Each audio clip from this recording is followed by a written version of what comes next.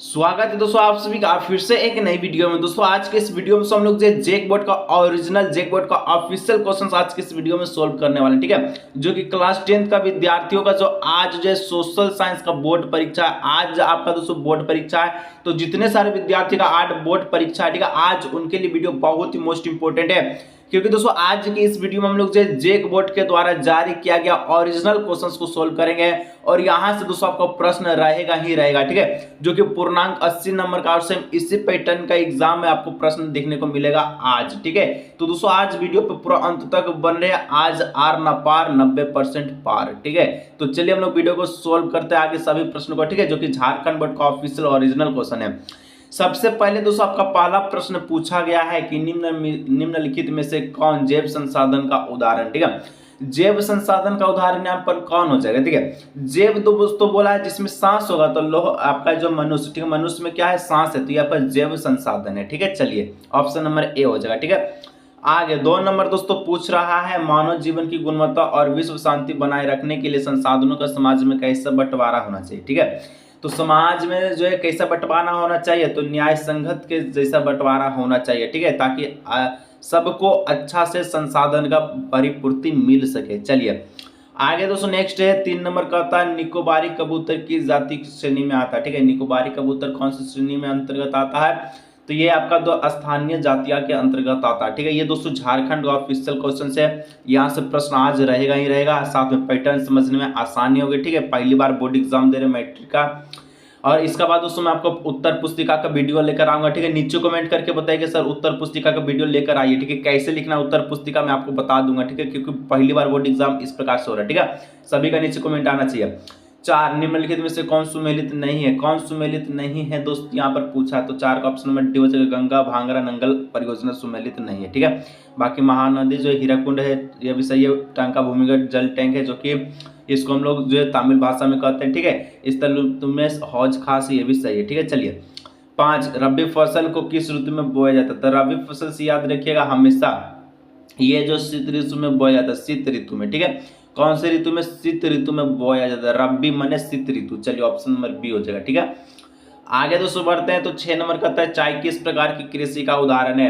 हम आपको कई बार वीडियो में बता चुके हैं, भूख भूख के बताएं कि चाय हमेशा जो भी पीने वाला चीज जिसका रस होता है, ठीक है, वो आपका, ठीक है, जो पीने योग्य होता है, जिसको हम लोग जो है रोपण कृषि के नाम से और पेय योग्य पदार्थ के नाम से जानते हैं, तो ऑप्शन नंबर सी हो जाएगा, रोपण कृषि का उदाहरण है, ठीक है। चलिए 7 झारखंड के गोवा और नोवामुंडी में कौन सा खनिज पाया जाता है, तो झारखंड के गोवा और नोवामुंडी में कौन सा खनिज पाया जाता है, ठीक है। तो 7 का ऑप्शन नंबर ए हो जाएगा, लौह अयस्क खनिज पाया जाता है। चलिए 8 निम्न में से किसका परिवहन पाइपलाइन द्वारा होता है। परिवहन दोस्तों किसका पाइपलाइन के द्वारा होता है, पानी का भी होता है, कच्चा तेल का भी होता है, पेट्रोल का भी। ऑप्शन नंबर डी हो जाएगा, और उपयुक्त सभी, ठीक है। चलिए नेक्स्ट दोस्तों यहाँ पर 9 आपका प्रश्न कहता है 9 नंबर, हमारे देश की 22 प्रमुख भाषाओं को संविधान के किस अनुसूची में रखा गया।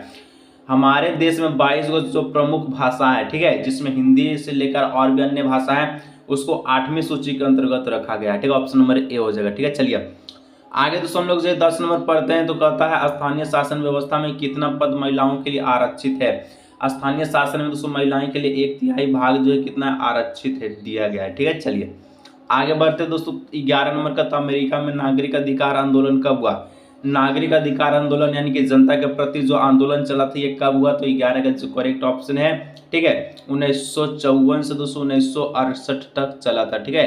यानी ऑप्शन नंबर 20 का हो जाएगा 11 का करेक्ट ऑप्शन, ठीक है। जितना प्रश्न बता रहे आज का ये वीडियो देख के जाइए, यहाँ से बहुत सारे क्वेश्चन आपको आज के इस वीडियो से एग्जाम में देखने को मिलने वाला है, ठीक है।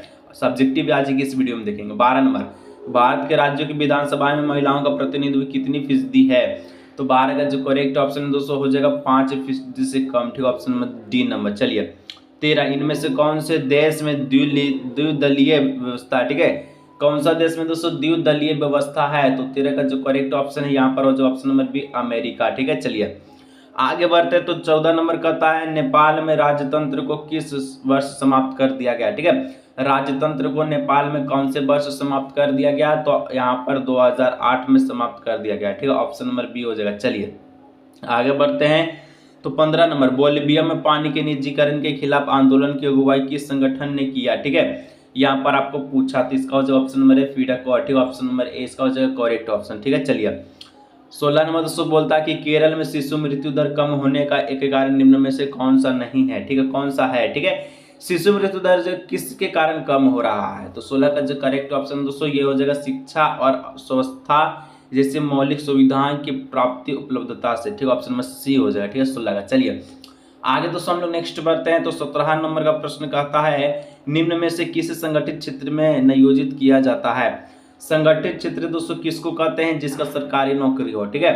कृषि मजदूर, बहुराष्ट्रीय कंपनियों का स्थानीय कर्मचारी, ठीक है, लघु उद्योगों के श्रमिक है, या फिर कबाड़ी वाला, ठीक है। देखिए 17 का जो यहाँ पर साफ साफ पता चला कि बहुराष्ट्रीय कंपनी का स्थानीय कर्मचारी, क्योंकि ये सरकारी रहता है, इसका जॉब जो है सरकारी जॉब रहता है, ठीक है। और आपके पिताजी हैं जो कि प्राइवेट जॉब करते हैं, जिसको हम लोग जो है गैर संगठित क्षेत्र कहते हैं, ठीक है। तो यहाँ पर ऑप्शन में इसका बी हो जाएगा। चलिए आगे दोस्तों नेक्स्ट बढ़ते हैं 18, रोजगार के अधिक अवसर उत्पन्न करने के लिए निम्न में से कौन से उपाय किए गए हैं। पहला, सिंचाई की सुविधा में वृद्धि, विद्यालय में अस्पताल की स्थापना, या फिर खाद्य प्रसंस्करण इकाइयाँ।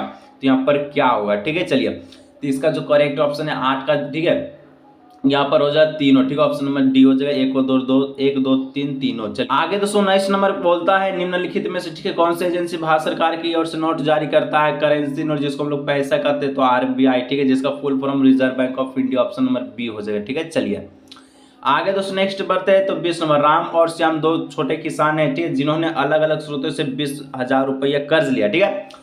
तो राम ने दोस्तों ये कर्ज है ये 1.5% ब्याज से लिया, ठीक है, प्रति दर से, ठीक है, व्यापारी से कर्ज लिया, जबकि श्याम ने यह कर्ज बैंक से 8% ब्याज पर लिया। और उपयुक्त आधार पर बताइए निम्न में से कौन सा कथन सत्य है।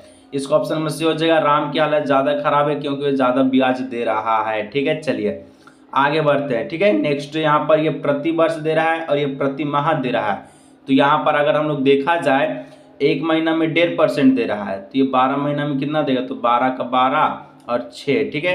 तो यहाँ पर 18% ये ब्याज देगा प्रति माह, और ये दे रहा 8%, तो 10% ज़्यादा। तो इस प्रकार से इसको लिख लीजिएगा। 21, भारत सरकार ने कानून का अधिकार आरटीआई नामक कानून का किया गया, ठीक है। तो यहाँ पर 21 का जो करेक्ट ऑप्शन है ऑप्शन नंबर ए हो जाएगा अक्टूबर 2005। चलिए आगे दोस्तों बढ़ते हैं। तो 22 नंबर, सरकार द्वारा अवरोधों अथवा प्रतिबंधों को हटाने की प्रक्रिया क्या कहलाती है। तो 22 का जो करेक्ट ऑप्शन नंबर सी हो जाएगा उदारीकरण कहलाती है, ठीक है। आगे दोस्तों बढ़ते हैं। तो 23 क्या बोलता है, इंसर्ट रेनन किस देश के दार्शनिक थे, ठीक है। तो यहाँ पर 23 का जो करेक्ट ऑप्शन है ऑप्शन नंबर बी हो जाएगा फ्रांसीसी के, ठीक है। चलिए 24 नंबर दोस्तों का था फ्रांसीसी क्रांति कब हुई थी। तो फ्रांसीसी क्रांति जो हुआ था दोस्तों ये कब हुआ था, तो ये आपका 1789 ईस्वी में हुआ था, ठीक है। चलिए आगे 25 नंबर का, तो यंग इटली भूमिगत संगठन के संस्थापक कौन है। तो यंग इटली के संस्थापक आपको पता है, जोर और हवा से जोसेफी मैजिनी, जिसको हम लोग मैजिनी भी कहते हैं, ठीक है। 26 महात्मा गांधी दक्षिण अफ्रीका से भारत कब लौटे। तो महात्मा गांधी दक्षिण अफ्रीका से भारत कब लौटे थे, जनवरी 1915 में, ठीक है। चलिए 27 पूना पैक्ट द्वारा भीमराव अम्बेडकर एवं किसके मध्य हुआ, ठीक है। पूना पैक्ट भीमराव अम्बेडकर एवं किसके मध्य हुआ, किसके बीच हुआ। तो यहाँ पर 227 का जो करेक्ट ऑप्शन महात्मा गांधी के बीच हुआ था, भीमराव अम्बेडकर और महात्मा गांधी के बीच पूना पैक्ट हुआ था, ठीक है। चलिए आगे दोस्तों नेक्स्ट बढ़ते हैं 28, 1890 के दशक में रिंडरपेस्ट नामक बीमारी किस देश में बहुत तेजी से फैली, जिसको जो दोस्तों का पशु में प्लेग की तरह फैलने वाली बीमारी को रिंडरपेस्ट कहते हैं। ये कौन सा देश में फैला था। तो 28 का जो करेक्ट ऑप्शन नंबर बी हो जाएगा अफ्रीका देश में, ठीक है। चलिए आगे 29 नंबर, निम्न में से कौन देश मिस्र राष्ट्र के पाले में था, ठीक है। तो मिस्र राष्ट्र के पाले में कौन था, तो ऑप्शन नंबर सी हो जाएगा ब्रिटेन, इसका करेक्ट ऑप्शन, ठीक है। चलिए 30 नंबर दोस्तों बोलता है स्पेनी जर्नी मशीन किसके द्वारा बनाई गई थी, ठीक है।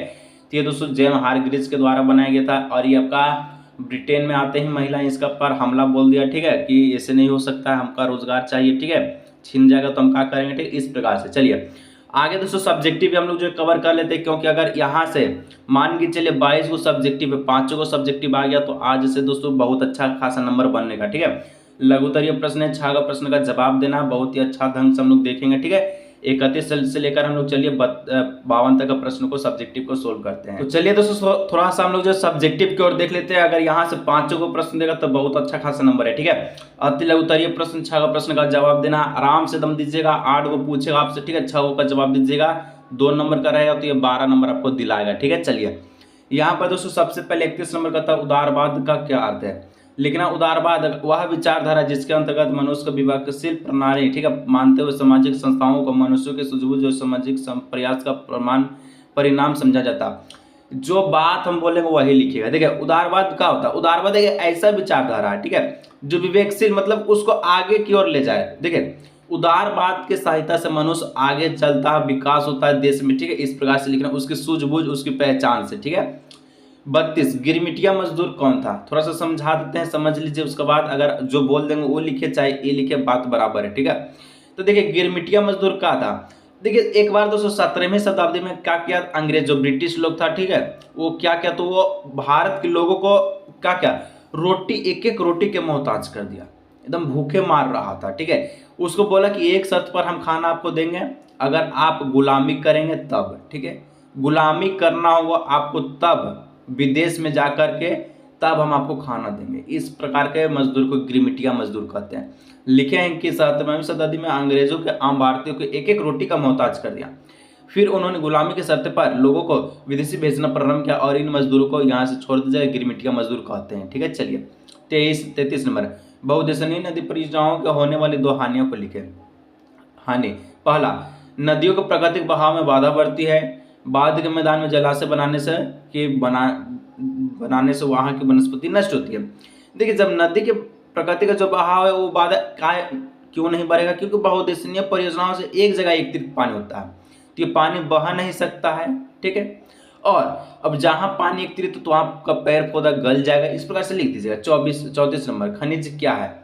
तो खनिज प्राकृतिक रूप से विद्यमान समरूप तत्व है जिसकी एक निश्चित आंतरिक संरचना होती है, ठीक है, जो कि एक भूपट्टी के अंदर से निश्चित जमीन के अंदर से जो भी चीज पाया जाता है, जैसे कोयला, पेट्रोल, इसको हम लोग खनिज कहते हैं, ठीक है। चलिए आगे दोस्तों नेक्स्ट हम लोग पढ़ते हैं 35, संप्रायिकता क्या है, ठीक है। लिखना है संप्रायिकता अर्थ, परिभाषा, व्यापार, प्रकार, ठीक है, परिभाषा, प्रकार, घटनाएं। संप्रायिकता का एक प्रकार की विचारधारा के रूप में जो व्यक्ति समूहों या समुदायों के बीच एक पूर्वाग्रह पर अंतर की पहचान करता है, जो पूरी तरह से धर्म, विश्वास, जाति आदि पर निर्भर है, उसको सांप्रदायिकता कहते हैं, ठीक है। चलिए 36, नारीवादी आंदोलन क्या है? तो दोस्तों पता चलता है नारीवादी से ये महिलाएं के लिए आंदोलन चला था। तो लिखिएगा महिलाएं के राजनीतिक और वैधानिक दर्जे को ऊंचा उठाने के लिए, ठीक है, उनके लिए शिक्षा और रोजगार के अवसरों को बढ़ाने की मांग और उनके व्यक्तिगत एवं पारिवारिक जीवन में बराबरी की मांग करने वाले आंदोलन की नारीवादी आंदोलन कहते हैं। कहा गया था इस आंदोलन में जितना अधिकार पुरुष को उतना अधिकार महिलाओं को होगा, जो चीज पुरुष कर सकता है वो चीज महिलाएं कर सकती है, मुझे भी अधिकार दो, ठीक है, बस। 37, साक्षरता दर को परिभाषित करें। तो देखिए हम आपको बताएं साक्षरता दर केरल में सबसे ज्यादा, राज्य में पूछे तो, द्वीप में पूछे तो लक्षद्वीप में, ठीक है। साक्षरता का मतलब होता है पढ़ा लिखा लोग, वही लिखे साक्षरता दर, अर्थात हर 100 लोगों में कितने लोग पढ़े लिखे उसको साक्षरता दर कहते हैं, ठीक है। 38, विश्व व्यापार संगठन जिसको WTO बोलते हैं, इसके 2 कार्य लिखे। WTO का दोस्तों स्थापना कब हुआ है नीचे कमेंट करके बताइएगा, बहुत इंपॉर्टेंट। अगर आज आ गया बोर्ड एग्जाम में तो क्या कीजिएगा, नीचे कमेंट कीजिएगा, ठीक है। तो विश्व व्यापार संगठन WTO के 2 कार्य, ठीक है। पहला, यह स्वतंत्र अंतर्राष्ट्रीय व्यापार को बढ़ावा देता है।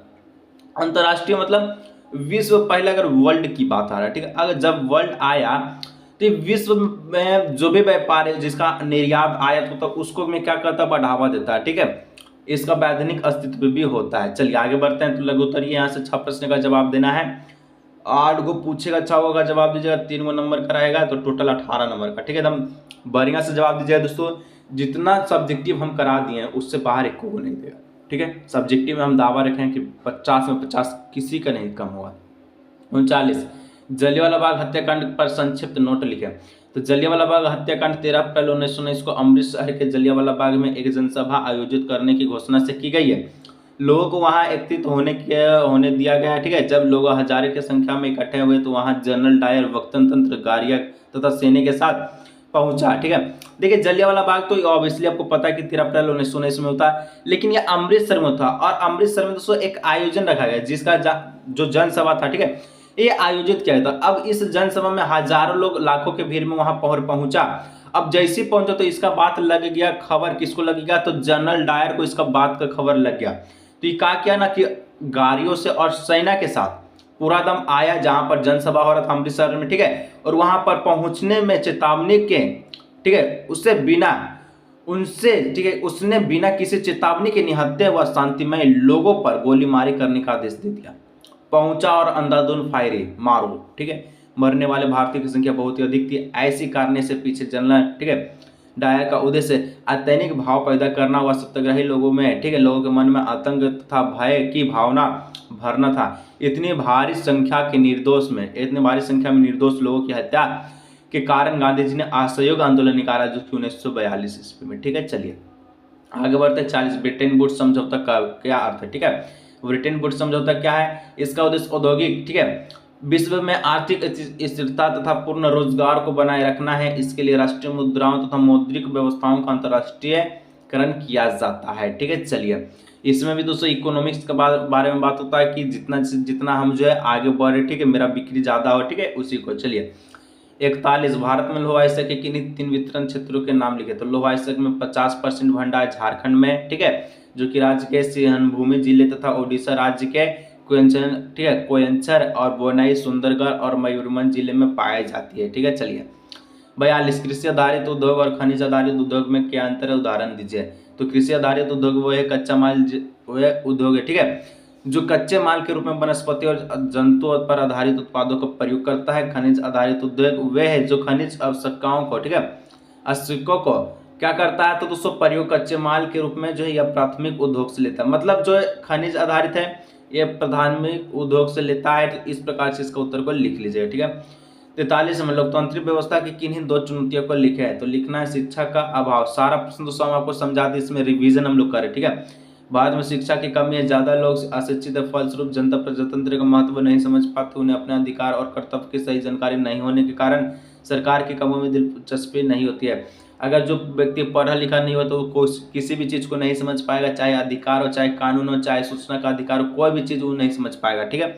इसलिए यहाँ पर हम लोग लोकतंत्र का 2 चुनौतियां में एक शिक्षा का अभाव लिखा है, एक आपका आर्थिक समानता है, ठीक है। तो भारत में आर्थिक असमानताएं बड़े पैमाने पर है, कुछ लोग हैं अमीर तो कुछ लोग हैं गरीब, ठीक है। चलिए 44। बहुदेशनीय व्यवस्था पर संक्षेप में लिखे। तो बहुदेशनीय व्यवस्था एक ऐसी राजनीतिक व्यवस्था है जिसमें देश के अंदर, ठीक है, विभिन्न राजनीतिक पार्टियां चुनाव में भाग लेती है और जिस पार्टी को जनता का बहुमत प्राप्त होता है वह सत्ता में आ जाती है, जिसको बहुदलीय व्यवस्था कहते हैं। 45। ऋण लेने के लिए 3 शर्तों का उल्लेख करें। सारा प्रश्न कराएं। ऋण लेने के लिए शर्त निम्नलिखित को बता।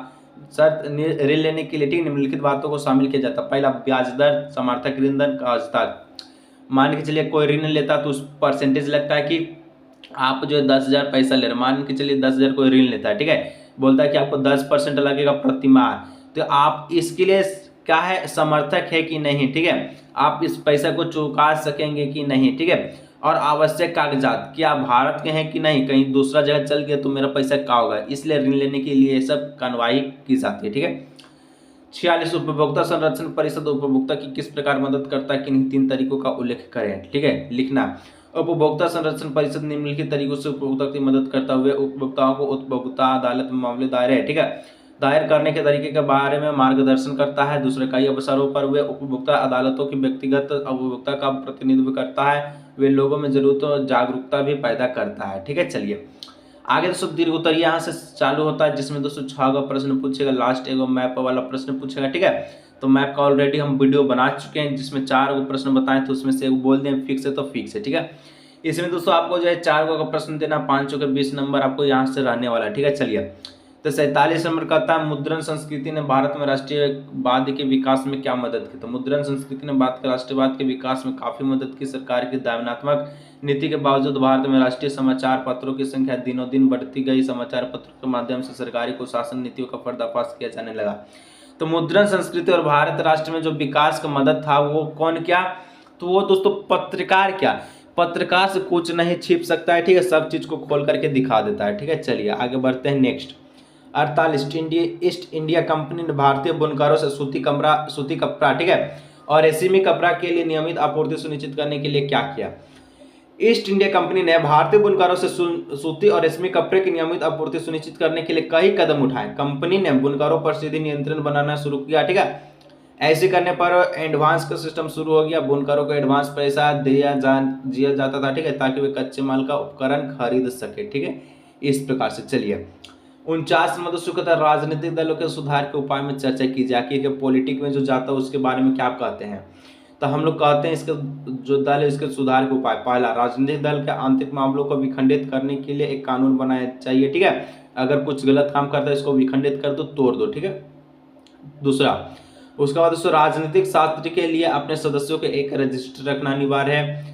तीसरा में लिखेगा राजनीतिक शास्त्र के लिए यह आवश्यक है कि महिलाएं जनजाति को न्यूनतम संख्या में कम से कम लगभग 1 से 1/3 अपने प्रतिशत का जो सीट है दे, यानी कि 1/3 सीट उसको भी दे, महिलाओं को भी, ठीक है। चलिए चौथा नंबर में जापान में महिलाओं के लिए कोटा में वैधानिक निर्णय लिया गया आवश्यक है, ठीक है। चलिए आगे दोस्तों यहाँ पर आवश्यकता है, ठीक है। नेक्स्ट दोस्तों 50 नंबर सार्वजनिक क्षेत्र किस राज्य के आर्थिक विकास में कैसे योगदान देता है।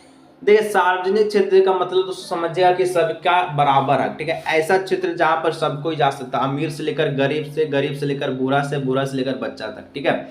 तो यहाँ पर आपको इसी प्रकार से अगर जो बात बता दें उसको भी लिखेगा। अगर सरकार के द्वारा देखिए रेलवे स्टेशन सरकार का ही है, ठीक है, और आपका हॉस्पिटल भी सरकार का है, कोई कोई सरकारी हॉस्पिटल है, ठीक है, स्कूल विद्यालय आपका जो है सरकारी है, तो वहां पर हर एक लोग जा सकता है जो उसका जरूरतमंद हो, ठीक है। अगर उसको भी लिख दीजिएगा नंबर फुल का फुल। किसी देश का आर्थिक विकास में सार्वजनिक क्षेत्र का निम्नलिखित योगदान है, बुनियादी संरचनाएं के निर्माण में, ठीक, विस्तार द्वारा यह तीव्र आर्थिक विकास को प्रेरित करता है, यह रोजगार के अवसर पैदा करता है, विकास के लिए संसाधनों को जुटाता है, ठीक है। चलिए 51 भारत में पाई जाने वाली जो मृदा का वर्गीकरण करे और उनका वर्णन करे, ठीक है। तो भारत में कुल 8 प्रकार की मिट्टी पाई जाती है जिनकी उर्वरकता क्षमता अलग अलग है। इसमें जलोढ़ मिट्टी, काली मिट्टी, लाल मिट्टी, पीली मिट्टी, जंगली मिट्टी, मंगरू मिट्टी, लेटेराइट मिट्टी, नमकीन मिट्टी और पीली मिट्टी पाई जाती है, ठीक है। इस प्रकार से इसका उत्तर को लिख लीजिएगा।